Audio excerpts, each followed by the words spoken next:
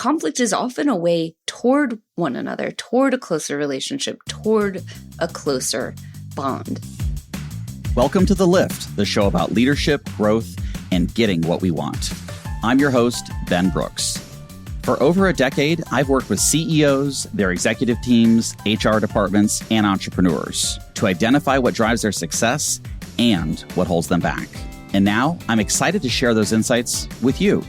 On The Lift, we pull up to see the bigger picture from accomplished leaders who know how to get things done in a rapidly changing world. We've got all of that and a lot more coming up next on The Lift. In my CEO and business coaching practice, so many of our sessions are focused on my clients avoiding or taking a circuitous path around a key issue. I encourage them to be a lot more direct, more explicit, and forthright. Every leader I know has at least one, and often many conversations they keep postponing because it feels like it's just not going to go that well, that it could cause too much conflict and, frankly, a lot of drama. Well, today's episode is about navigating these crucial and tough conversations that are necessary to be effective. Our guest is Amy Gallo. She's a speaker, podcast host, and the author of a book called Getting Along: How to Work with Anyone, Even Difficult People. Amy and I have been connected for years. She actually featured me in the Harvard Business Review when she wrote an article about what to do when someone offends you at work. And I had a banger of a case study for her. Today, Amy's going to help us talk about the conversations we dread, the people who push our buttons, and how leaders can handle conflict with clarity, backbone, and a little more self-compassion. She's even going to make the case for us having a lot more conflict. So let's get into it. Amy Gallo, welcome to The Lift. Ben, thank you so much. I'm glad to be here. I know our paths crossed a long time ago when you were writing an article for the Harvard Business Review, and I've been following your work ever since. I've been so excited to have you on the show. I was thinking it was 9 years ago that we talked about that article. That's amazing. Yeah. And it was, what to do when someone offends you at work. And it was, That's right. Ended up being quite widely shared on HBR. And this is well before cancel culture or anything else like that. It was just a general sense of we don't always get along, and how do you handle things when that happens? And you featured a pretty painful moment in my career. And I just really appreciate your work in this area. Oh, thank you. Yeah, that article was very popular, one of the more popular ones I've written for HBR. And I don't know if you know this, but I revised it actually after I got some feedback on it. And this is an interesting thing about dealing with negative comments at work or difficult people. A lot of the feedback I got about the piece was that I was putting too much onus on the person who had been offended or targeted to handle the issue. And so I went back, did a couple more interviews, and revised the article. Your story stayed the same because it was such a helpful story, and the way you navigated it was beautiful. But it was a humbling moment. Let's just say that. I've never revisited an article, but we had gotten so much feedback on it, it felt worthwhile to do. Well, we'll make sure to link the revised version in the show notes for everyone to check out. Amy, I was thinking in advance of our conversation, the world is full of strife. People are not getting along. Don't we all just want to get along? And yet you've dedicated a lot of your research and your life and your work to conflict, to people having it out, having disagreements. And there's so much discord and disagreement in the world. Why does it matter to you that you've given so much of your life to this field of work? Yeah, I will admit that the past few years, I have wondered, why am I encouraging people to have conflict when there is so much of it already in the world? And the real reason for me, the sort of reason I continue to do this work, I feel so passionately about it, is that I think actually conflict, as it's portrayed and experienced in the world, when we look at geopolitics, when we look at the way TV shows are portrayed, reality TV, politics, any of that, it's portrayed as this thing that is relationship damaging. We cancel people, we cut them out of our lives, we stop talking to them. There's all of this sort of negativity that comes to our relationships as a result of fights, disagreements, conflict. But the research actually shows in reality, when we're talking about a team, when we're talking about an individual and their relationship with one other person or several other people, that conflict can actually be good for the relationship, especially when it's navigated thoughtfully and intentionally. And so I'm really trying to help give conflict a facelift and a sort of a redo of there is positive to come from this. We just need to be much more thoughtful and deliberate about how we handle it. Yeah, I think there's a lot of shades of conflict. And I think oftentimes we've got, aggression and outrage and all sorts of things like that are forms of conflict. But I think what we're talking about here is how do you have managed conflict in a way that moves things forward and could enhance a relationship? Exactly. When I think about conflict for myself and my own experiences with it, and sometimes as clear as I like to be, I can struggle or resist it at times. And I think about how I was conditioned, how I grew up, and what I learned about conflict. I was curious to start, a little bit with you. What environment did you grow up in? How was conflict for you before you started studying it? Yeah. I like to joke I grew up in a household that ended up in divorce, so I'm very familiar with conflict. But the reality is there was no explicit conflict. I don't remember my parents screaming. I don't remember there being this sort of moment where I knew, our family is never going to be the same. It was what I think most people experience, which is sort of under the surface disagreements that often came out in certain ways and sort of snuck into the tone of voice or the way a sentence was delivered, but it wasn't as explicit as you might think it might have been for someone who ended up dealing with conflict for the rest of their lives as a profession. That said, I do feel like I was always incredibly curious about human interaction, and I was always curious about the things that were not said. And that was true certainly in my family structure, but also as I started to graduate from college, started to join the workforce early in my career, I actually was a management consultant. And I remember sitting in these meetings with executive teams, with our clients, and watching them have conversations and thinking, well, they're not really talking about the thing. They're talking about other stuff. And there's like 3 layers of the real issues underneath. And that to me was fascinating. And I remember sitting in those sort of office buildings, those conference rooms, and thinking, what if I just said, you're actually talking about how you don't like him? Or we're actually talking about whether you're going to fire 2,000 people. You're not talking at the level we need to be talking at. And I did not do those things. I was a 20-year-old young woman. But it did make me very curious to think about and start researching, how do we get people to be more explicit, more direct, more upfront, and be unafraid to say, actually, can we step back? Because I think what we're really talking about is X, Y, and Z, not A, B, C. I remember going to my grandparents on both sides. One side was so harmonious that you could hear a pin drop. Everything was always fine.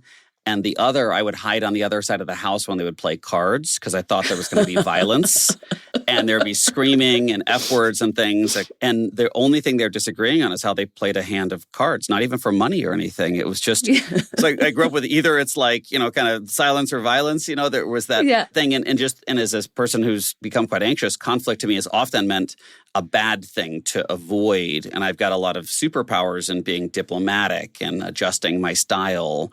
But, as I went through therapy, my therapist is very sharp and very skilled. He said, to conflict is underrated was his first statement. And this was early in our work. And he said, if you look at to aggress, right, is to move towards someone. And that is actually intimacy and a sign of respect to deal with them. And when you mentioned divorce, I'm no expert on divorce or marriage, but I do know a lot of divorces are a slow drift, not an explosive end. That's right. And so it's a lot about that what's not said that has people get further and further away. Well, I'm curious. It sounds like you enjoyed going to the silent grandparents instead of the violent grandparents. Is that right? Yeah, I mean, I all my grandparents to make you choose. I mean, between if they're tuning in from heaven on their favorite podcasting platform, I hope they're giving us a 5-star rating, like and subscribe, grandma, grandpa, both sides. But I think I was definitely more comfortable for sure and at peace in the harmonious group. But I also was sort of intrigued, though scared, about the sort of aggressive group. So it was always a loving place. But I kept thinking something is really wrong here. And I can imagine, 7-year-old Amy in the same situation that 7-year-old Ben was. And I would be like, take me back to the silence, please. That's so much more comfortable. But 50-year-old Amy is like, bring me to the rowdy card game, because they're talking about the things, right? They're not afraid. And I think there's a lot of love in that. Like the ability to push back or say, oh, you're absolutely wrong. I think there's a lot of love and connection in that, to your therapist's point. Like the aggress is to move toward. I often say to leaders or to individuals, when you are bringing up a tough topic, it's helpful to say, if it's true, I am only bringing this up because I trust you and care about our relationship, right? I'm willing to take this risk of rupturing our relationship, which conflict sometimes does, because I care about it. Conflict is often a way toward one another, toward a closer relationship, toward a closer bond. And I find there's some relief in that. In fact, my sister-in-law, her first Christmas with us, she always talks about how I opened a gift for my mother and I said, I think I'm going to return this. And she was like jaw dropped and was like, I cannot believe you just said that to your mother. And my mom was like, okay, here's the receipt, like blah, blah. We had gotten to a point in our family dynamic where we could just be blunt with each other. It's one of the things I absolutely adore about spending time with my mother is we're very honest with one another. There's that relief in it of like, I didn't have to pretend I liked it. I didn't have to like bring it out when she shows up at my house. Pretend to use it. Store it somewhere, not throw it away. There is something very freeing about being able to say something, even though you're taking a risk and possibly hurting the other person, but you're also trusting the relationship to survive that moment. How does conflict play when you don't know the person well, or you might feel vulnerable, like there's a power dynamic at play? Because I would imagine if your mom was funding your law school or something like that, that might be something that was at play. Yeah. There are all of these dynamics that go into how do you approach a moment of honesty, directness, even aggression. And part of it is really trying to tune into, what do I know about this person? So I know my mother very well, right? I know how she's going to react to me saying, I'm going to return this. If it was my sister-in-law, her first Christmas with us, I don't yet know how she feels about us. I don't know, I probably wouldn't have said it so bluntly, but there are ways you can think through, okay, what is the dynamic here? And what I often encourage people to do is to think about, what are the pros and cons of speaking up, of saying what's truly on your mind. Oftentimes we think of the cons. I'm going to damage the relationship. The client's never going to hire us again. But we rarely think about the consequences of not speaking up. So not only what are the pros and cons of speaking up, but what are the pros and cons of staying silent? And we have to remember that's an action. I think we think of that as the default. I just sort of will let things go. We'll get that smooth, harmonious silence. But there are consequences to doing that. And in professional environments, there are severe consequences to doing that. Like if I don't tell the client what I really think, they actually might not hire us again. If I don't give this feedback to my direct report, they're going to continue to make that mistake. And I'm going to continue to have to invest my time and energy in making up for that. And oftentimes we think the easiest path is the path of no conflict, when the reality is, in the moment, that discomfort we feel is real, and it's a signal to us that we need to be careful, but it's not a signal to us that we need to stop. We need to actually proceed, but do so with kindness, with compassion, with self-awareness. And going back to your rowdy card game, imagine if someone had taken 7-year-old Ben after and said, hey, let's talk about that noise. That was really loud. Can we talk about what that meant and why that wasn't about you? And they still love each other, right? Like if you actually help people process the moment of conflict and you have the self-awareness and the emotional intelligence to do that, it's an incredible learning moment for everyone involved. When you don't really know who you're dealing with and you don't know how they're going to react, you start to do little tests, right? You might push back and say, I see it a little bit differently. Could I share my opinion? And you'll watch how they react. If they're like, wait, you just disagree, right? You might not share the full opinion. You might share a little bit of it. I've never encouraged people to be disingenuous or false, but you can tone things down and do some little, experiments, test, see how comfortable this person, how strong is your relationship to withstand even a small moment of disagreement. And that'll give you clues or allow you to build up to those larger moments. And I love consider the cost of not saying anything.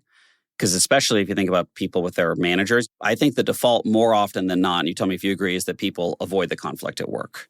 Oh, absolutely. There's like a tiny little exit road called Take Conflict, and then there's like the 8 lanes down the fryways straight ahead say continue with all the green arrows to don't say a thing or just move on, everything's fine here. Keep calm and don't make harmony. Yeah, we want harmony. Following the signs to harmony. That's what we want. We're hardwired. I mean, think about it. We've survived in groups, right? We've survived by having harmony. We haven't survived by having all-out brawls and fights.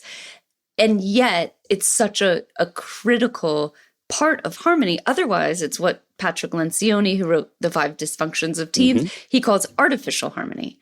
We actually think it's harmony because we're driving down the highway, but there's a lot not being said, ideas, resentments, there's so much under the surface. So we think it's harmony, but nothing is actually getting done. I've been doing this work now for about a decade, and I can think of 1, maybe 2 clients who've reached out to me because there's too much conflict. More often I'm brought in because there's not enough, because they're on that 8-lane highway and that exit is just like, no, thank you. No, Nope. thank you. No, thank you. Sometimes the worst culprits are the C-level executives, right? Yes. Because they've gotten there. They've gotten to the level they have by creating harmony, by creating that sense of like, oh, look, we all get along. I'm easy to deal with. And so they not just reject, but project that disagreement, conflict is unacceptable. And then they come to folks like you and me and go, why isn't anyone giving us feedback? Why didn't we hear about this thing that was going wrong? And they're so confused. It's like, well, you've been inadvertently or intentionally telling people, do not bring me bad news. Do not disagree with me. Do not disrupt the dynamics, the power dynamics we have going on here. And yet I want to hear everything, right? It's just these complete mixed messages. I had goosebumps because the street I grew up in my neighborhood was off Harmony Road. I've never thought of this, Amy, in my entire freaking life. Harmony Road. You turned off a Harmony, and it was a multiple lane highway. So maybe this is my subconscious coming through. We're having a little, I don't know if this is Freud or something else going on here, but I wish right now I could tell you I grew up on like Disagreement Lane, but because I feel like it would be Discord so perfect. Avenue or something. Yes, exactly. And especially in larger organizations, so much of success is getting along with your colleagues. And it's often not the smartest people or the most results-oriented people or the biggest change agents that get ahead. The ones that tend to survive often are the ones that have irritated people the least or had the fewest enemies or had sometimes the fewest dust-ups. They're the ones that rise to the top, but then they're hardwired that their success strategy is don't have too much conflict. And then it turns out that that's what the C-suite looks like. Is that what you're seeing with your clients? Absolutely. Right. It's interesting because I work with audiences that are entry level all the way up to executive. Usually, I almost always ask a question about how many people identify as conflict avoidant versus conflict seekers. The avoidant is somewhere between 60 and 90% of every group. The senior level folks tell me, I am a naturally avoidant, but I've learned that I have to deal with conflict more and more the more senior I get. Absolutely. There's so much promotion and success and accolades that get put on people who are easy to get along with. Yes. I would argue the most talented executives are easy to get along with, but also are willing to say it like it is. Those things I think people think are not the same, right? They think that it's someone who is direct, perhaps even aggressive, upfront, says it like it is, are going to be the people who, ruffle everyone's feathers. And that's not always the case. Someone can be all of those things and still have incredibly strong relationships, right? It's the difference between being respected and being liked. And I think way too many leaders focus on being likable instead of being respected.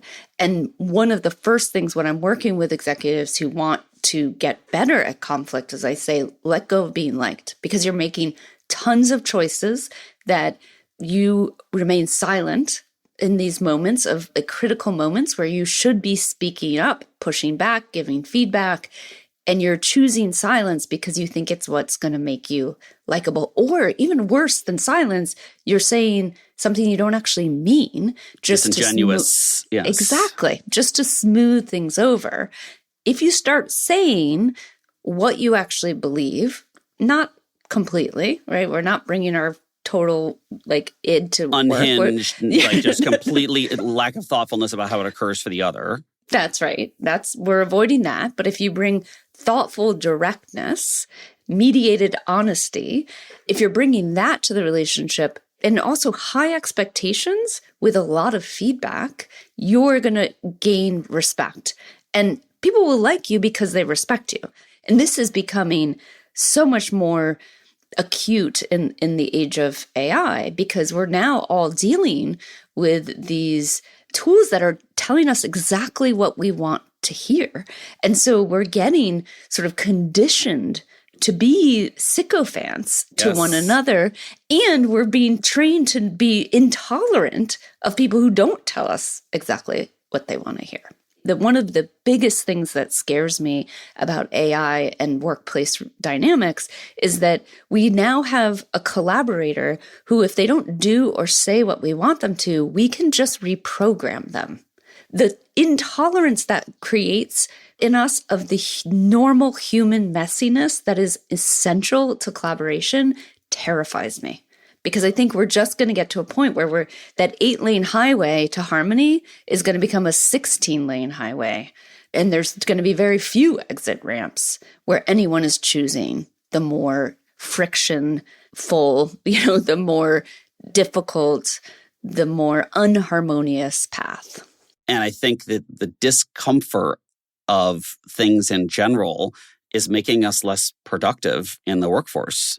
Technology is making us kind of softer, what we expect, what we're willing to deal with. There's a lot of concern about, is this hard for me now in a way that 30 years ago, is it hard for me? It was like, of course it's hard, it's work.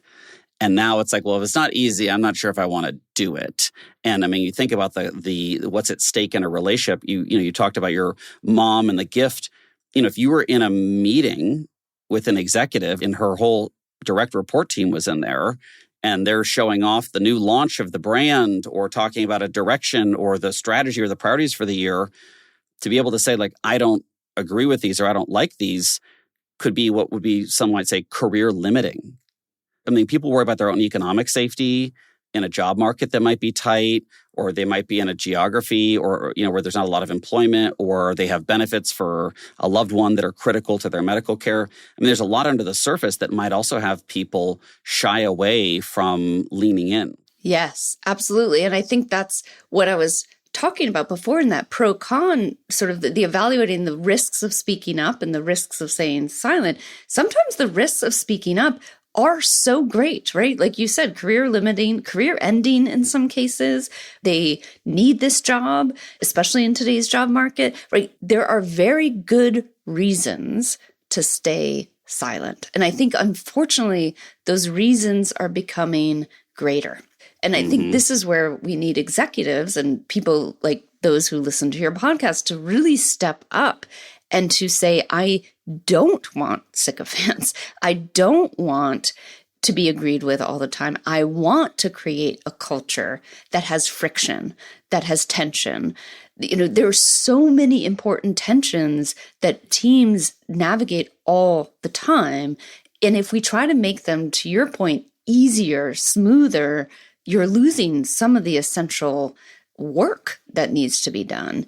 So I really have a great fear that we're headed exactly like you said, toward of like, is this easy? Nah, I'm not going to do it. We're getting so used to just this smoothness, this frictionless experience that's just not, I think that's the only thing I can say is like, like, I don't want to be in that world. I hear a lot of executives say the same thing of, I want more disagreement. I want more debate. I want us to get in this room and have it out, et cetera. And yet they're, not modeling that themselves. They'll say, I want you all to debate. I'll watch. It's like Gladiator, but right? Exactly. Yeah. So what would you say to an executive or a team leader or a manager or a site leader that wants more healthy managed conflict to do with themselves, not their team, to start to create that openness and that safety? You're in my current thinking. This is my next book that I'm working on now, is how do leaders lay the groundwork for their team to have healthy conflict? And the whole first section of the book is what they need to do. And one is to make peace with your own relationship with conflict. So like what you did at the beginning of our conversation, to start reflecting on, how was I trained as a young person? How was I socialized to think about conflict? You really need to understand what is your own personal relationship with conflict. And if you don't know that as a leader, you need to really investigate that. Therapy, coach, whatever it is, start to figure out what is your own feeling about conflict and how does it show up in your leadership? Are you avoiding things? Are you engaging too aggressively in things? Are you saying one thing in a meeting, but then your body language is, I want to hear other opinions, but then as soon as a different opinion comes up, you're sort of closing your arms. Like, not only how do you feel about conflict, but how are you portraying that to your team? I think that is the very first thing. The other piece is that respect versus likability. I worked with an executive last year who was just wonderful. And she said, honestly, the best gift I've gotten in my career is having teams who adore me. And I said, that's amazing. And we need to undo that immediately. Yeah, I was going to say, because adoration as your end goal is going to mess you up every single time. And there was feedback she wasn't giving. There was someone should have fired 3 years ago. There was a client who was taking up so much of their time and energy that she really needed to have, sort of released into the wild long before. We just had to sort of inspect, okay, if your goal is adoration or likability, what's that stopping you from doing? And then the other piece of it, this isn't so much about what the leader does internally, although it is sort of internal work, is that I think a lot of leaders are hesitant to take responsibility for the relationships the team has with one another. So much when you talk about relational leadership, it's talking about Ben and his direct report. How do you relate to that person? How do you form a bond? How do you do all the things you need to do to make sure that relationship is strong?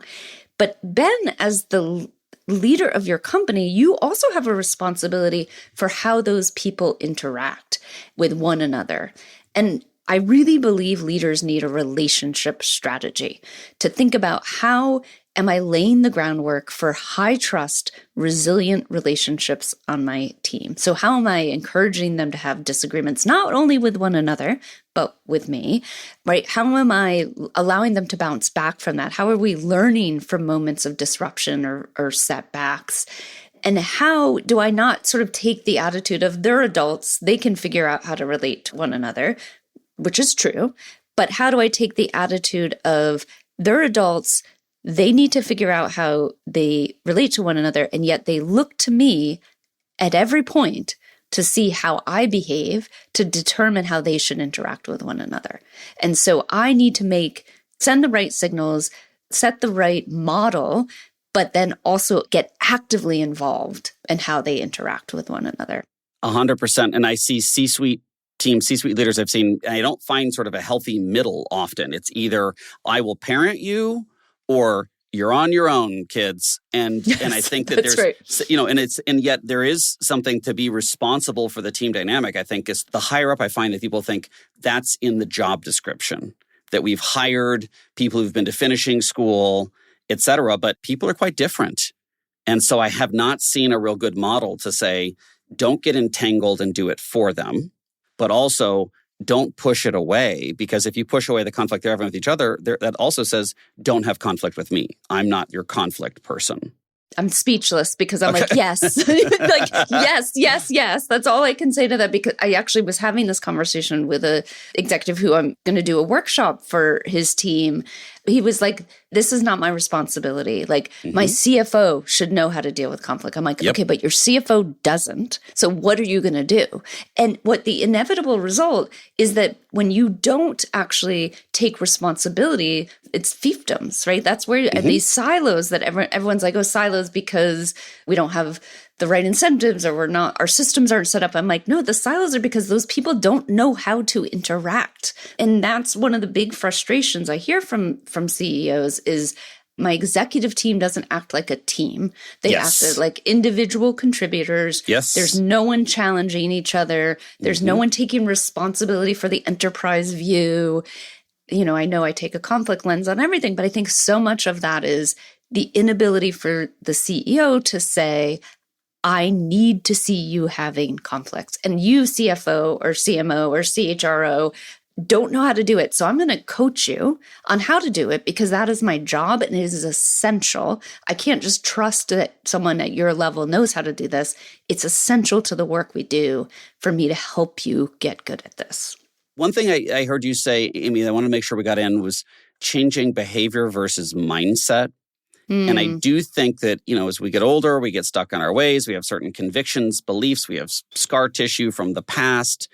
Oftentimes in conflict, I think people think that it says win-lose. I got to admit that I was wrong. Or, when you get into these real ego-stricken things.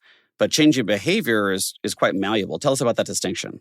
Yeah, and this actually new research, or not new research, but it's really getting sort of more seen in the light of day, is done by Julia Minson and some of her collaborators at Harvard Kennedy School around what they call conversational receptivity. They're really arguing that you don't have to just believe I'm open to hearing what this person has to say, but you have to demonstrate it.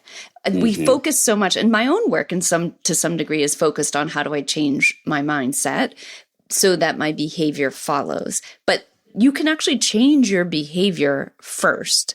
What worries me about that order is that it then starts to feel disingenuous. So in my head, I'm like, I wish Ben would never say another word. And I'm like, Ben, I'd love to hear what you want to say. Like, do you pick up on that incongruence? And I think that concerns me.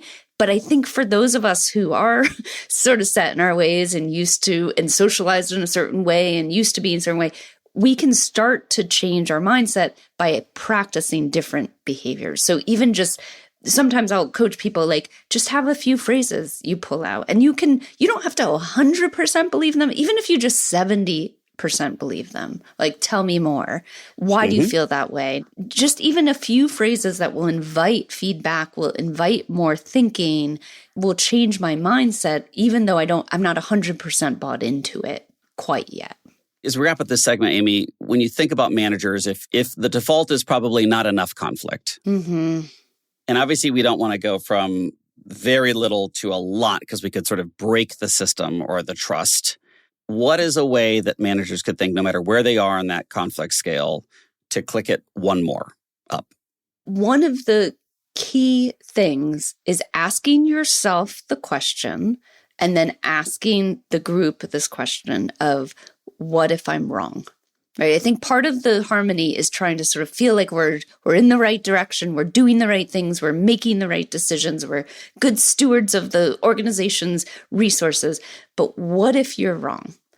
And what would you do differently if you're wrong? And I think that's a really important question to ask the team too, of like, okay, especially when you're reaching consensus, like, this sounds like a good idea, but what if we're wrong?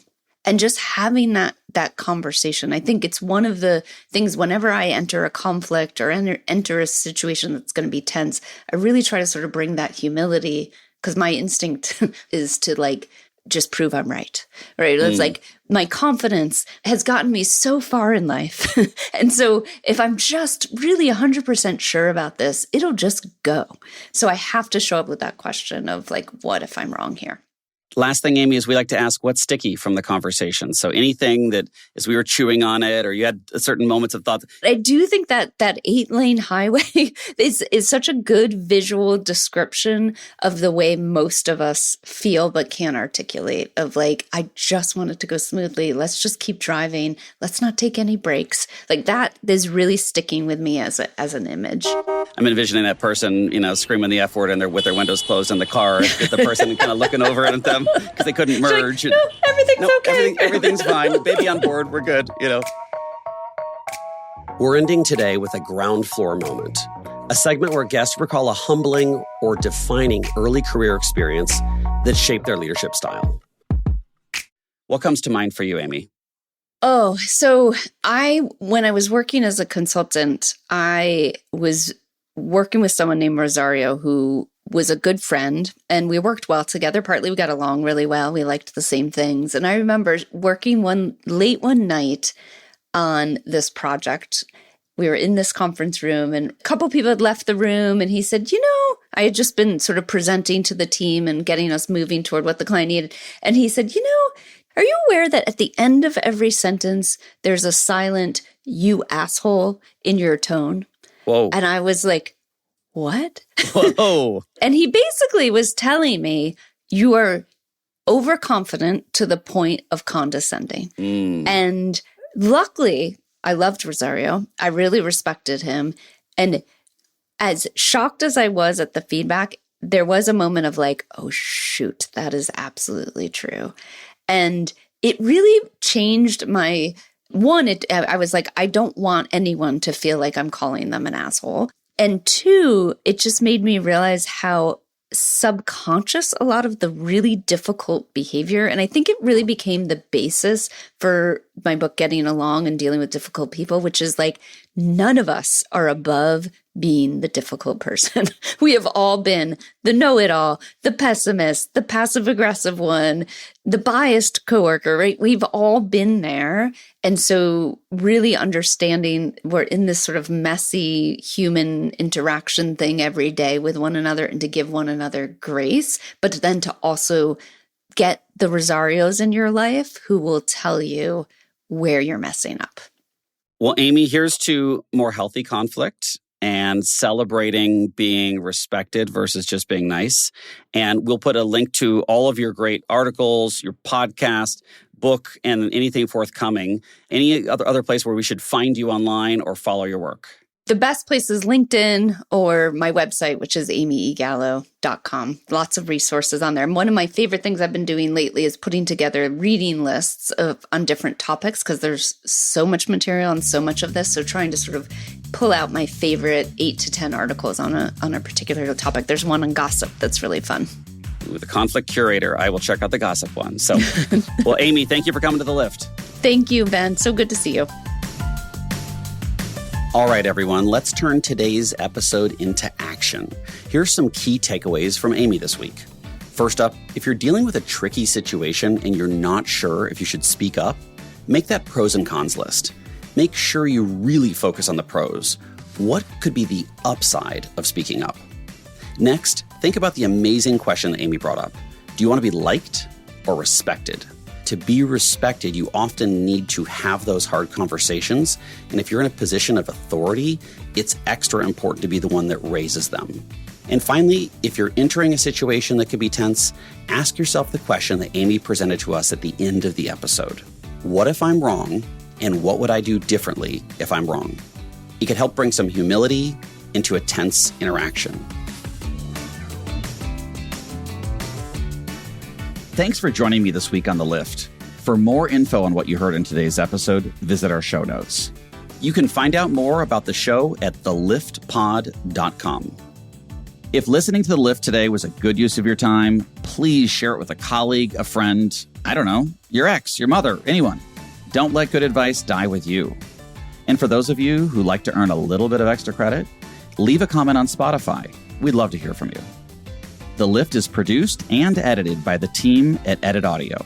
This episode was produced and edited by Ali Sirwa, with additional production support from Victoria Marin. Our production manager is Kathleen Speckert. Our executive producer is Steph Colburn. A special thanks to Corey Rich and Beth Gatzik. There's only one way to go, upward.